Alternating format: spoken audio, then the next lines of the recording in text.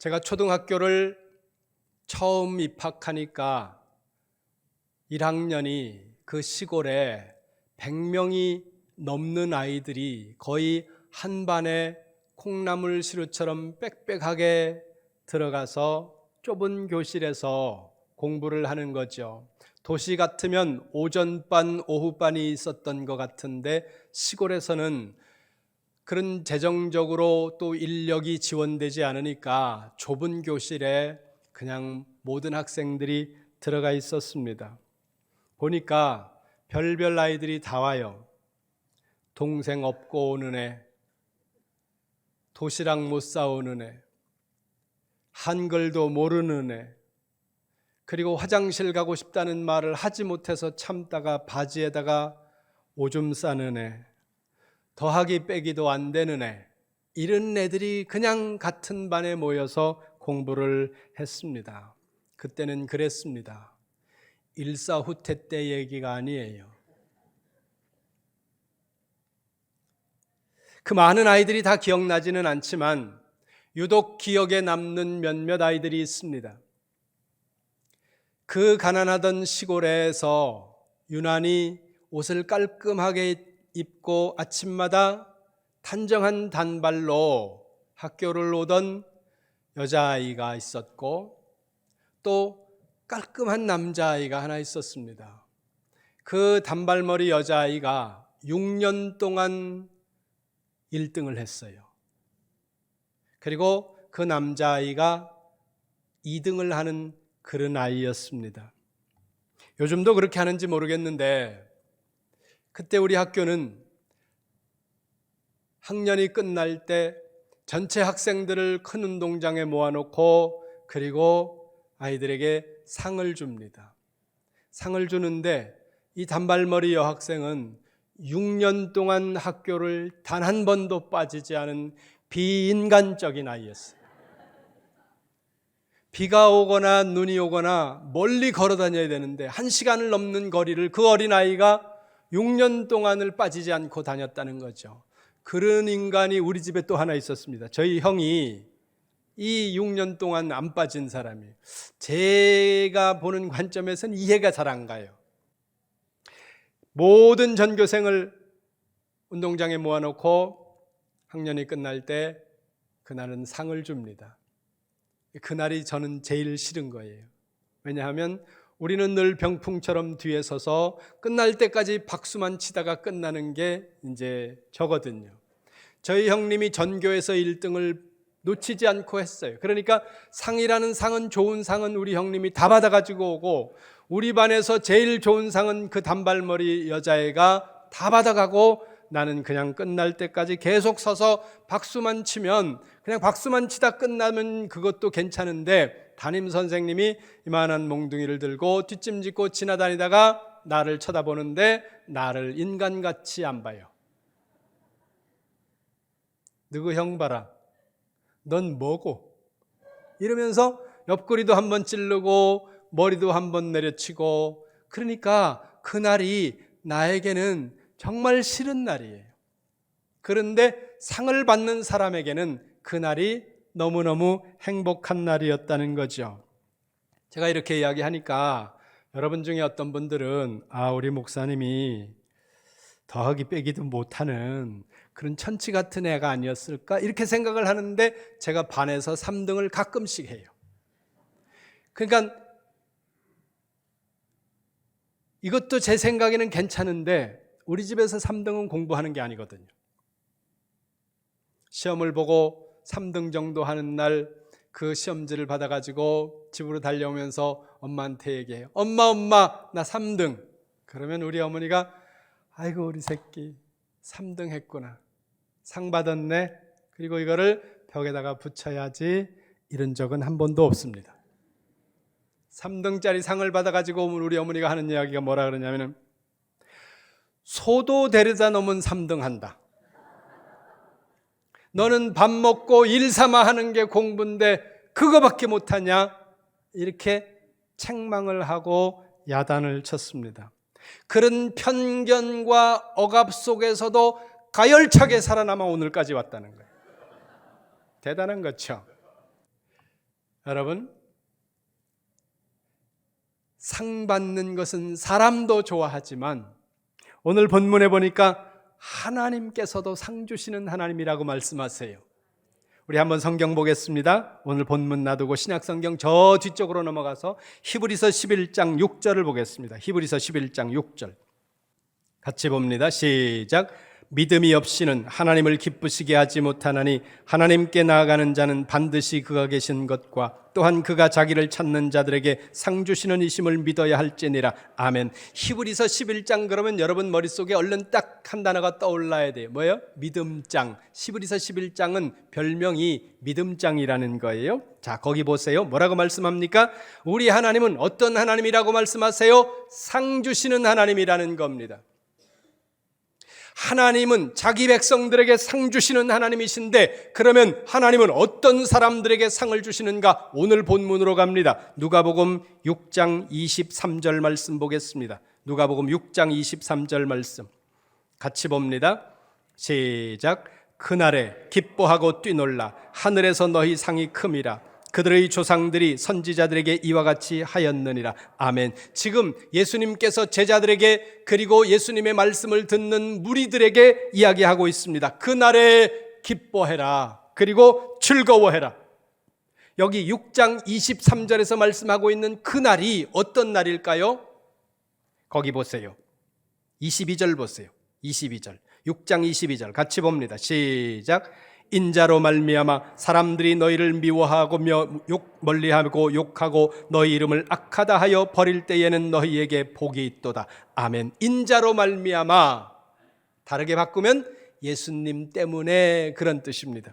그 다음에 뒤를 보세요. 사람들이, 예수 믿는 사람들을 예수님 때문에 미워하고 욕하고 멀리하고 악하다고 말할 때 그 날이라는 거예요. 그럴 때 너희는 기뻐하고 즐거워하라. 절망하고 좌절하고 분노하지 말고, 그리고 마음에 기죽어하지 말고 그럴 때 즐거워하라는 거예요. 여기 보세요. 악하다, 미워하고 멀리하고 욕하고, 이걸 한마디로 다른 단어로 바꾸면 뭘까요? 핍박입니다. 예수님 때문에 핍박을 받는 날, 예수님 때문에 우리가 고난당할 때 그때는 즐거워하라는 거죠. 그런데 여러분, 내 인간성이 나빠가지고 욕먹는 건 여기 포함이 안 되는 거예요. 그건 인간성이 쓰레기라서 욕먹는 거예요. 그런 걸 포함시키라는 것이 아닙니다. 이거 구분하셔야 돼요. 자기가 잘못하고 자기가 실수하고 자기가 어리석고 미련해서 욕먹는 거를 예수님을 위해서 자기가 고난받는다고 생각하면 이거는 심각한 병이에요. 그걸 이야기하는 것이 아니라 온전히 예수님 때문에, 22절 맨 앞에 보세요. 인자로 말미암아, 예수님 때문에 박해받고 고난받게 되는 그 날에 23절 기뻐하고 뛰놀라는 거죠. 왜요? 하늘에서 그 사람을 위해 하나님께서 상을 예비하고 계시기 때문에. 지금은 고난 가운데 있습니다. 지금은 어려운 가운데 있어요. 지금 상황은 내가 기뻐하고 즐거워할 상황이 아니에요. 그러나 그 날에 마지막에 하나님 앞에서 받게 될 그 하나님의 상을 바라봄으로 말미암아 그 날에 있는 기쁨을 오늘로 끌고 오는 거예요. 이게 믿음이에요. 다윗의 시를 읽어보면 그의 시가 탄식으로 시작하는 시들이 대부분입니다. 하나님 어찌하여, 하나님 왜, 언제까지 이 상황이 지속되는 겁니까? 내가 이렇게 억울하고 힘들고 고통스러운 상황 속에 있는데 왜 하나님은 나의 기도를 듣지 않으시는 겁니까? 나를 이대로 두시는 겁니까? 이렇게 그의 시가 대부분 시작이 돼요. 그런데 맨 뒤로 들어가면 그의 시는 항상 감사와 기쁨과 찬양으로 끝난다는 거죠. 그의 상황은 아직 바뀌지 않았습니다. 도망 중에 있고 동굴 속에 있어야 하고 들깨처럼 도망다니면서 사는 삶이 아직 바뀌지 않았습니다. 그럼에도 불구하고 그의 시가 감사로 끝나는 이유는, 찬양으로, 노래로 끝나는 이유는 이거라는 거예요. 마지막에 하나님께서 나를 그리로 인도하시고 나로 하여금 감사하게 하고 기뻐하게 하실 것이기 때문에 그 미래에 언젠가 감사하고 찬양할 그 기쁨을 지금으로 끌고 와서 이 자리에서 하나님 앞에 찬양하고 기뻐하고 감사하는 거예요. 이게 다윗의 시입니다. 오늘 우리에게도 그것이 필요합니다. 복음을 전하다가 어려움 당하고, 복음을 전하다가 핍박받고, 복음을 전하다가 사람들에게 눈치 받고, 그리고 따돌림 당할 때 그때 즐거워하라는 거예요. 그 상황은 즐거운 상황이 아닙니다. 그런데 즐거워하라는 거죠. 무엇 때문에? 하나님 나라에서 우리를 위해서 상을 예비하고 계시기 때문에 그 상을 바라보고 오늘 기뻐하라는 겁니다. 제가 어렸을 때 먹고 살기 위해서 어찌어찌 하다가 칵테일 바의 바텐더가 됐던 적이 있습니다. 지하에서부터 4층까지 전체가 그런 한 사람이 운영하는 큰 유흥주점이에요. 그 유흥주점에 이제 칵테일 바에 가면 있잖아요. 이렇게 이게 바텐더거든요. 그리고 이런 걸로 해가지고 이렇게 하고. 근데 어떤 사람이 그 건물 전체를 다 빌렸어요. 하루를. 그리고 거기서 잔치를 한다는 거예요. 보니까 청주 지역에서 상당히 돈이 많은 어떤 분이 그 건물을 통째로 다 빌려가지고 큰 건물이었는데 거기서 자기 손님들을 초대해놓고 잔치를 여는데 보니까 아들이 사법고시에 합격을 했습니다. 이분이 돈은 많이 벌었는데 깡패 출신이었거든요. 그러니까 지금은 그렇지 않지만 그때 당시에는 이 건달 세계에 있다가 돈을 벌었으니까 사람들이 돈은 있어서 그 앞에서 아무 말도 못하는데 뒤에서는 비웃는 사람들의 모습이 보이는 거예요. 저 깡패 출신이 배운 것 없는 사람이 뭐 이러면서 이야기하는데 그게 얼마나 돈은 있지만 자기 마음속에 한이 됐겠습니까? 진심으로 존중받지 못하니까. 그러다가 아들이 사법고시에 딱 합격되니까 그 큰 건물을 빌려가지고 많은 사람들을 초대해가지고 잔치를 하는데 나중에 보니까 우리 이제 직원이니까 서빙을 해야 되잖아요. 이렇게 하다 보니까 중간에 어느 정도 흥이 오르니까 이분이 덩실덩실 춤을 추는 거예요. 그러면서 내 아들이 사법고시 됐다는 이걸 말이죠. 그냥 노래처럼 외치면서 춤을 추는데 제가 이렇게 보니까 그 아들이 그 아버지에게는 자랑이고 왕관 같은 상인 거예요. 모든 사람들이 나를 그렇게 깡패 출신이라고 그렇게 하는데 봐라, 우리 집안에 검사 판사 나온다 이러면서 그게 자랑스러워서 덩실덩실 춤을 추는 거죠. 여러분, 오늘 주님이 말씀하시는 거예요. 우리를 향해 뭐라고 말씀합니까? 제자들을 향해서 너희가 이렇게 기뻐하면서 이렇게 춤추라는 거예요. 그런데 지금 우리가 춤출 상황은 아니거든요. 지금은 고난받고, 지금은 핍박받고, 지금은 따돌림받고 눈치받고 그러는 제자들이에요. 그런데 춤추라는 겁니다. 왜요? 장차 너희 앞에 일어날 그 놀라운 하나님 나라의 잔치에 참여했을 때 하나님께서 우리에게 베풀어 주실 그 엄청난 상을 바라보고 지금 춤추라, 이렇게 주님이 말씀하고 있다는 거죠. 기도해야 됩니다. 기도 많이 해야 돼요. 그런데 여러분 생각해 보세요. 기도는 아무리 하나님의 뜻에 맞추어 기도한다고 하더라도 그 기도 가운데는 나의 바램과 나의 소원이 들어갑니다. 이게 잘못된 기도가 아니에요. 당연히 그렇게 기도하는 거죠. 우리의 자녀를 위해서, 여러분의 건강을 위해서, 여러분의 사업을 위해서, 여러분의 꿈을 위해서, 하나님을 위해, 교회를 위해 우리는 기도해야 되는 거예요. 그런데 전도는 나의 바램이 들어간 것이 아니라 전도는 전적으로 주님이 원하시는 일이라는 거예요. 그 주님이 원하시는 일에 우리가 고난당하고 핍박받고 따돌림받고 눈치받으면서 그 일들을 해나가는 그 사람들에게 하나님이 왜 상을 안 주시겠느냐는 거예요. 바울은 복음을 전하기 위해 무수히 많은 고난을 견딥니다. 매에 맞기도 하고 바다에 빠져 죽을 위험도 만나고 동족의 위험과 이방인들로부터 협박을 받고 수많은 죽음의 고비를 넘으면서 그의 인생의 노년의 마지막에 이르렀습니다. 이렇게 말합니다. 이제 내가 이 믿음의 길을 달려왔고 나에게 주어진 선한 싸움을 내가 잘 싸웠다. 이제는 나에게 하나님이 그날에 내게 주실 상급만이 있음을 내가 바라본다.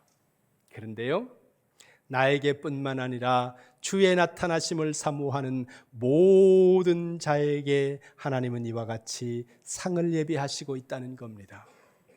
바울은 그것을 바라보고 고난 중에도 인내하며 그 복음의 전도에 자신의 삶을 헌신하는 거죠. 누가복음 6장 22절 다시 한번 보세요. 누가복음 6장 22절 시작. 인자로 말미암아 사람들이 너희를 미워하며 멀리하고 욕하고 너희 이름을 악하다 하여 버릴 때에는 너희에게 복이 있도다. 아멘. 예수님 때문에 사람들이 너희를 미워하고 멀리하고 욕하고 악하다고 그렇게 말할 때 그때 너희에게 복이 있는 거다. 이게 복이라는 사실이 여러분들에게 진심으로 인식되어지고 믿어지게 되는 역사가 나타나시기를 주님의 이름으로 축원합니다. 이게 왜 복이지? 이 의문을 가지고 있는 자리에 있으면 안 돼요. 의문이 생길 수 있습니다. 그러나 그 의문의 자리에서 더 성숙해서 정말 이게 복이로구나, 이 상황이, 이 인식이 여러분들에게 확고하게 자리매김될 수 있기를 다시 한번 주님의 이름으로 축원합니다. 여기서 기억해야 된다는 거예요. 세상 사람들은 우리가 예수님에게로 가까이 갈수록, 우리의 신앙이 성장해 갈수록 세상은 우리를 밀어내고, 세상은 우리를 더 따돌리고, 세상은 우리를 더 질투하고 우리에게 핍박을 가한다는 겁니다.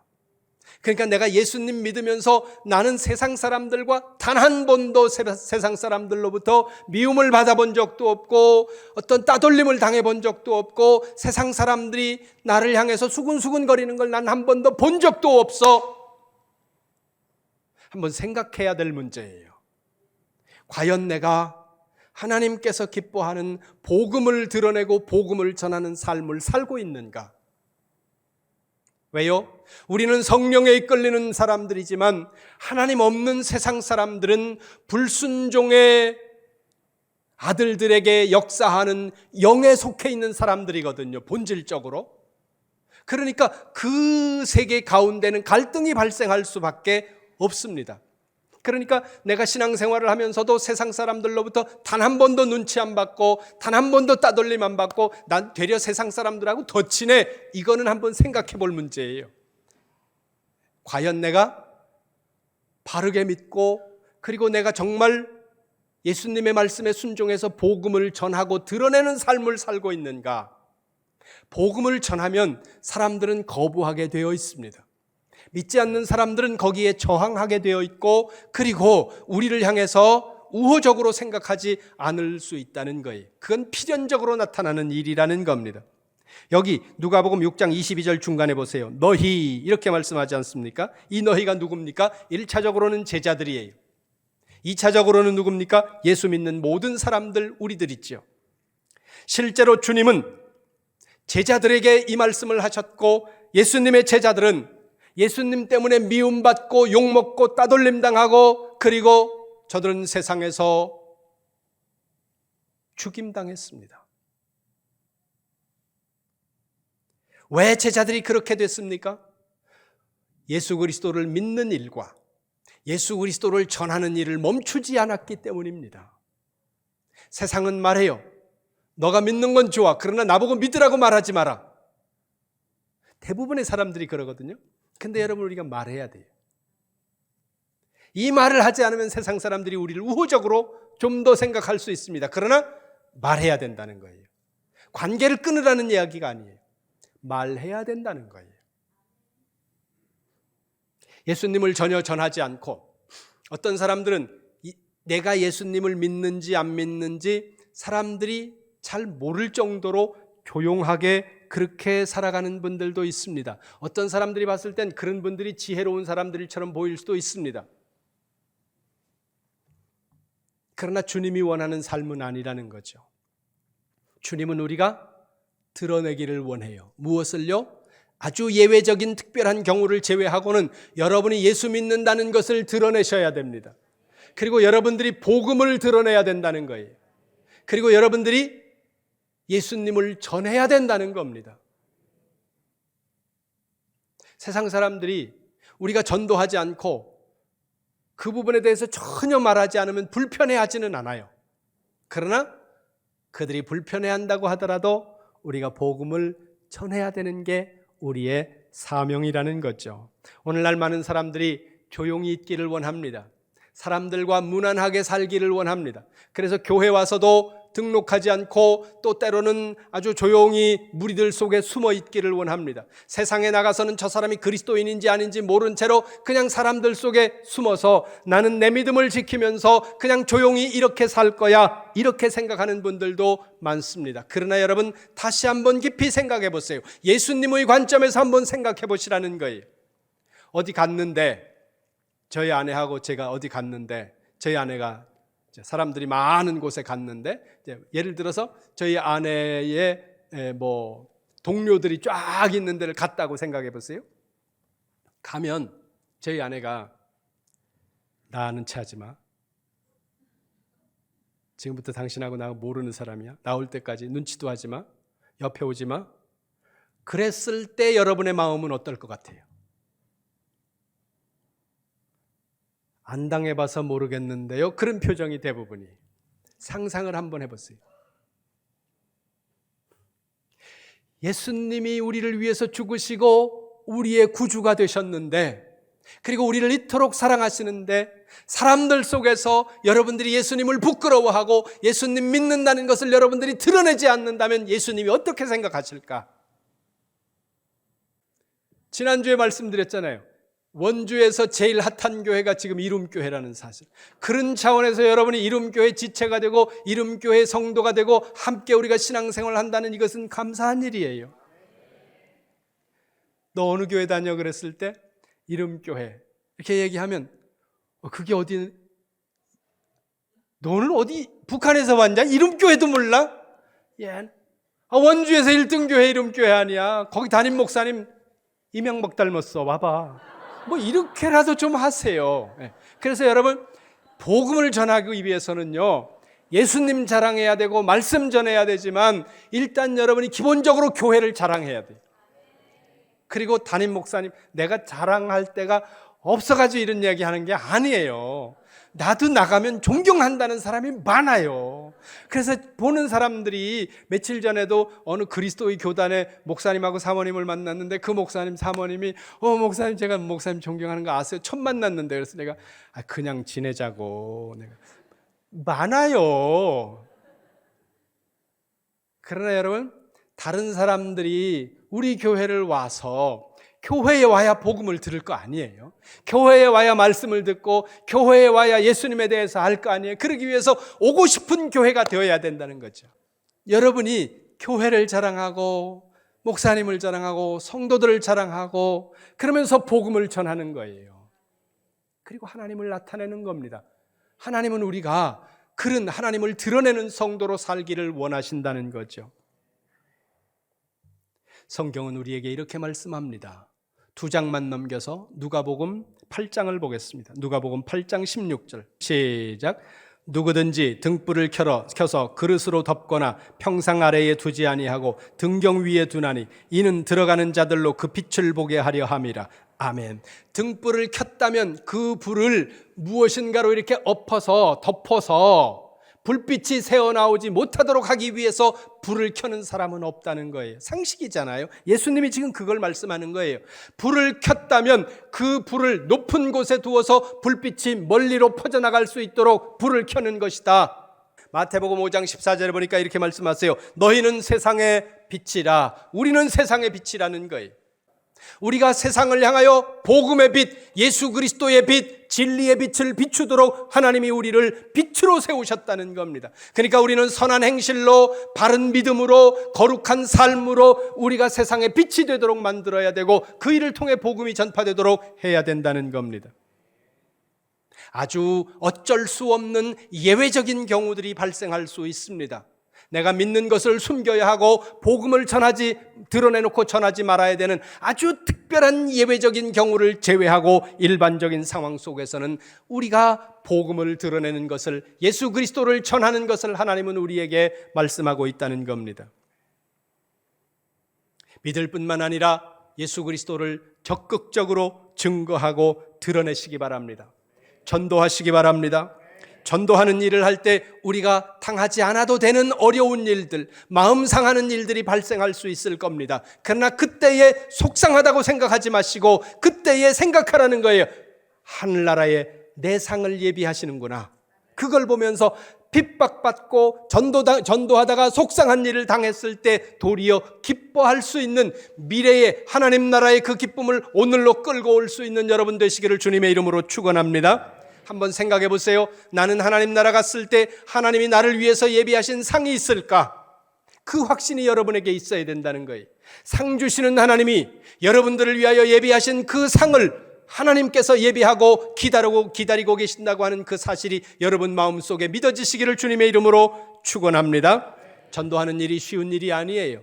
전도하는 일은 언제나 저항에 부딪히고, 전도하는 일은 언제나 비난받기 쉬운 일이고, 전도하는 일은 언제나 여러분 마음속에 속상한 일들, 기분 상하는 일들을 만날 수 있는 그런 일들이 일어날 수 있는 그런 개연성을 가지고 있다는 거예요. 그럼에도 불구하고 기쁨으로 복음을 전하시기 바랍니다. 힘써 복음을 전하시기 바랍니다. 지금 리본 축제가 진행되고 있습니다. 우리가 모든 순간 항상 우리의 삶 속에서 복음을 전해야 되지만, 특별히 우리가 약 3개월 정도의 기간을 정해놓고 모든 성도님들이 함께 복음을 전하는 이 리본 페스티벌, 이 시간에 모든 그리스도인에게 복음을 전하라 주신 이 사명을 우리가 함께 감당하면서 하늘나라에 여러분을 위하여 예비하는 그 하나님의 상급을 바라보며 잃어버린 영혼들이 하나님께로 돌아올 때 하나님께서 기뻐하시는 그 놀라운 하나님의 기쁨에 동참하고 헌신하는 여러분, 우리 이룸교회 모두가 되시기를 주님의 이름으로 축원합니다. 기도하겠습니다. 하나님 아버지 감사합니다. 잃어버린 영혼을 찾고 하늘나라의 상급을 쌓는 이 복음 전파의 사명, 여기에 동참하는 이룸교회 모든 식구들 위해 하나님께서 놀라운 은혜와 상급을 허락하여 주옵소서. 예수님의 이름으로 기도하옵나이다.